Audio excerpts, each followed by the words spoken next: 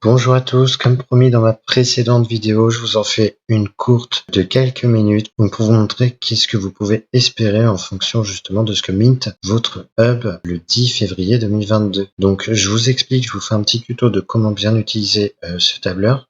Je vais mettre à 0, donc ça c'est mon cas, là on est dans mon cas personnel. Donc je vais considérer 0 la première année, elle est déjà écoulée, et donc je vais faire des estimations à partir du 10 février 2022. Donc pour bien utiliser ce tableur, ce que vous allez devoir faire pour ceux qui ont un hub entier, vous allez regarder dans la blockchain et essayer de repérer le 10 février si vous avez fait une transaction.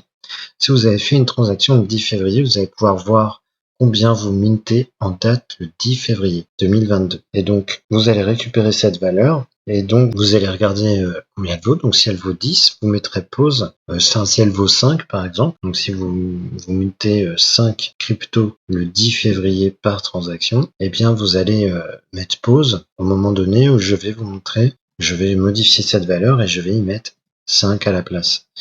Et donc votre hub, ce sera l'estimation pour votre hub à peu près. Ça vous donnera une idée de combien vous pouvez espérer minter en fonction de ce que minter votre hub à partir du 10 février. Alors pour ceux qui veulent comprendre pourquoi à partir du 10 février, je vous invite à regarder ma vidéo précédente, c'est justement ce que j'expliquais. Là je vais vraiment la faire assez rapide, donc j'ai pas trop le temps de faire mieux. Donc si à partir du 10 février votre hub mint une crypto par transaction, voici ce que vous pouvez espérer gagner. Dans ce projet, j'entends 2 cryptos. Donc produire, c'est les prévisions de production ici de Zenicoin pour ceux qui produiraient en moyenne, enfin pas en moyenne, hein, pour ceux qui produiraient une crypto à la date du 10 février. Ça c'est pour ceux qui sont à 2.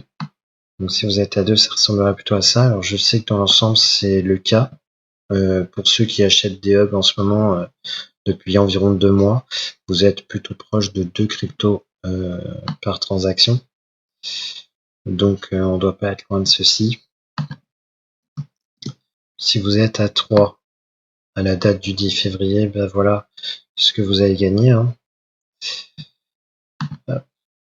Donc là, notez bien que pour la première année, je ne tenais pas compte de l'halving futur, donc de l'évolution de halving tous les jours. On produisait tous les jours un peu moins par transaction. Ici, il n'y a pas ce problème-là puisque je tiens compte justement du halving sur l'année. Donc voilà, hein, je tiens compte de 0,75. En effet, ce qu'on va progressivement diminuer jusqu'à ce qu'à la date du 10 février prochain, on ait une production divisée par 2 en comparaison de celle du 10 février précédent. Donc, ce faisant, au cours de cette année, on va descendre, la production de Zenic par transaction va diminuer petit à petit jusqu'à atteindre la moitié de ce qu'elle produisait, de ce que notre hub produisait le 10 février par transaction.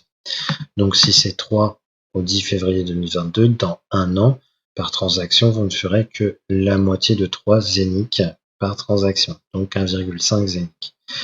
Donc tenant compte de cela, j'ai fait une moyenne en fait du halving sur l'année. Cela ne donne qu'une approximation finalement. Donc on a une approximation des prévisions de ce qu'on devrait produire sur l'année et sur les années suivantes. Parce que j'ai fait cette moyenne justement. Du halving sur l'année. Donc en considérant aussi qu'on produit en moyenne une transaction par jour. C'est pour ça qu'ici vous voyez 365 à chaque fois. Hop. Donc il y a toujours le 365 ici. Alors cela peut évidemment changer. Dans le cas où on est donc cela peut évidemment changer hein, s'il y a moins de personnes qui utilisent la blockchain. Bon, il y a des chances qu'on produise moins souvent qu'actuellement. Et forcément, ça peut modifier à la baisse les prévisions qui sont ici. Toutefois, il peut se passer aussi l'effet inverse, bien sûr. S'il y a plus de personnes qui utilisent la blockchain, eh bien, il y a des chances qu'on minte plus souvent. Quoique pas forcément, parce qu'il ne faut pas oublier qu'il y a aussi de nouvelles personnes qui achètent des hubs. Et donc, s'il y a plus de hubs, peut-être que même s'il y a plus de transactions, il y aura toujours suffisamment de hubs pour gérer l'ensemble des transactions à faire en même temps, et donc on n'aura pas forcément plus souvent. Voilà, donc ça c'est important de le comprendre.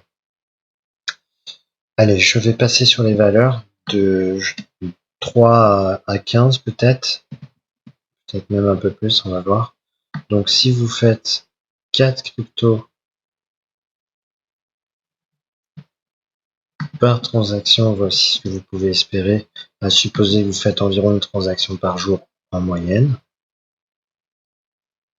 Donc là, je me base vraiment sur un comportement étudié de mon hub tout au long de ces 6 derniers mois. Et j'ai remarqué qu'en moyenne, je produisais environ, je faisais environ une transaction par jour. Cela est un peu moins vrai ces derniers mois, hein. C'est pas étonnant en ces circonstances. Donc, pour ceux qui sont à 7 cryptos le 10 février, voici ce que vous pouvez espérer. Ceux qui sont à 8, voici ce que vous pouvez espérer. Alors, si vous êtes à 8,5, prenez 8, et puis ça vous donnera une idée, au moins au minimum, de ce que vous devriez avoir. Ceux qui sont à 9, à 10. Alors, comme je l'ai déjà dit tout à l'heure, c'est pas inéluctable, hein. C'est des prévisions en fonction de ce qui s'est déjà passé, en tenant compte du prochain halving et des informations qu'on a sur cet halving, hein. Mais bien sûr, il y a des paramètres qui peuvent influer, sur lesquels je ne peux pas faire, il y a des paramètres qui peuvent influer, pour lesquels je ne peux pas tenir compte en fait dans ce tableau. C'est les gens et l'utilisation de la blockchain par les gens. Et le nombre de hubs qui va être acheté et à quelle vitesse ils vont l'être au cours des prochains jours. Bon, ben voilà, ça c'est le genre de paramètres sur lesquels je ne peux pas influer. Voilà.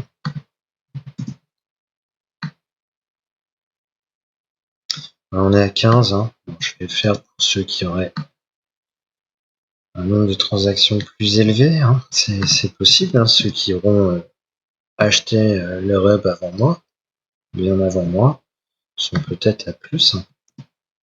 Encore à la date du 10 février 2022. Ouais, je vais m'arrêter à 20. Je pense que ce sera déjà large pour tout le monde.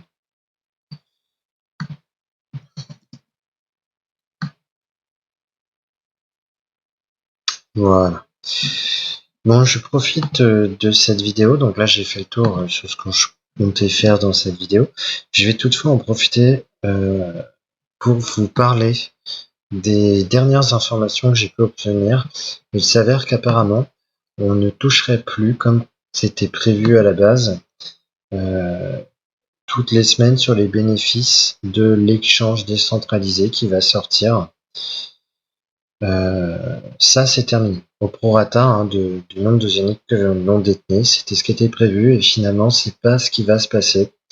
Donc, je vous mettrai un lien vers une vidéo qui vous expliquera justement cela. Alors, si cette vidéo dit bien vrai, on peut avoir confiance puisque cette information tient quand même d'un directeur de marketing de Saphir. Donc, il y a quand même de grandes chances que cette information, on puisse la considérer comme assez fiable. À la place, ils vont brûler les coins.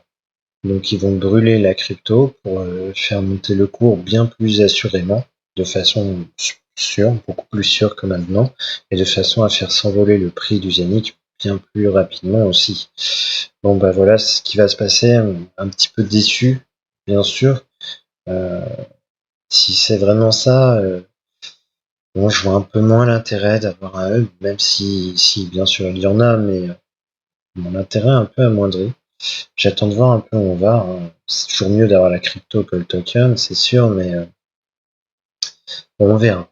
En tout cas, ce serait une information fiable. Euh, c'est plus d'actualité le fait qu'on va toucher sur les bénéfices, pardon, de l'échange décentralisé. Deuxième information, de ce que j'ai compris, lors du deuxième trimestre, il va sortir le premier swap. Et quelques mois plus tard, sans doute lors du troisième trimestre de cette année, l'échange décentralisé sortira. La troisième information, c'est les cartes Zénith.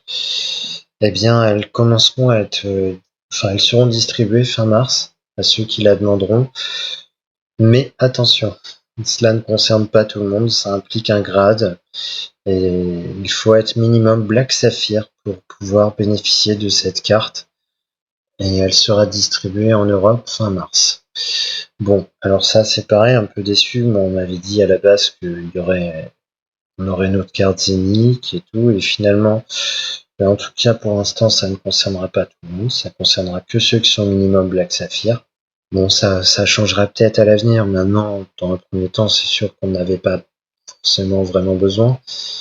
Mais voilà, bon, c'est encore un truc qui change. Je considère qu'on est toujours bien dans ce projet, même s'il y a de l'évolution. Bon, tout projet évolue constamment. D'ailleurs, l'investissement suivant, dont je vais vous parler dans une vidéo bientôt, suivante, peut-être même ce soir si j'en ai un peu de temps, vous verrez que vous verrez qu'il n'y a pas que Zénith. Et bon, des projets comme ça, il y en a d'autres, c'est sûr. Mais celui-là reste très bon et je pense qu'il sera très lucratif. Notamment s'il brûle en effet des coins toutes les semaines, ça risque d'augmenter bien plus vite que prévu la valeur du Zénith Coin. Et, et ça, peut-être tant mieux. Donc ils ont estimé que ce sera plus intéressant de faire profiter tout le monde en brûlant les coins et en augmentant la valeur, plutôt que de juste donner l'équivalent de commission finalement sur les bénéfices de la blockchain au prorata du nombre de crypto Zénith qu'on détient sur notre œuvre. Voilà, j'ai rien de plus à vous ajouter. J'espère que cette vidéo vous aura plu. Je vais pas aller plus loin, c'est déjà assez long là. Et je vous dis à bientôt.